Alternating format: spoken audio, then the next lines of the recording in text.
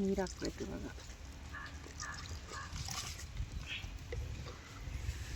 ನೀರು ಹಾಕಿದ್ರೇ ಅದು ಪಾಯಸ ಕನ್ಸಿಸ್ಟೆನ್ಸಿ ಬರೋದು. ಹಾಲು ಹಾಕ್ಬಾರ್ದಾ? ಹಾಲು ಹಾಕಲ್ಲ ನಾವು. ಹಾಲು ಹಾಕೋರು ಹಾಕ್ತಾರೆ, ಬಟ್ ತೆಂಗಿನಕಾಯಲ್ಲಿ ಹಾಲು ಇರುತ್ತಲ್ಲ, ತೆಂಗಿನಕಾಯಿ ಹಾಲು ಅದಿನ್ನ ಟೇಸ್ಟ್ ಆಗಿರುತ್ತೆ.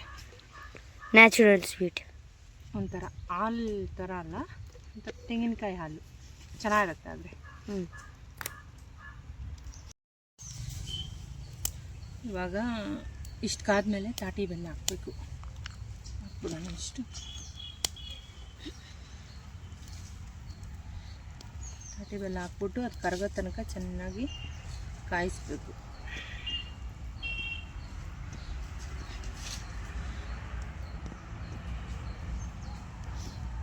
ಘಮ ಘಮ ಅಂತ ಸ್ಮೆಲ್ ಬರ್ತಾ ಆಯ್ತಾ?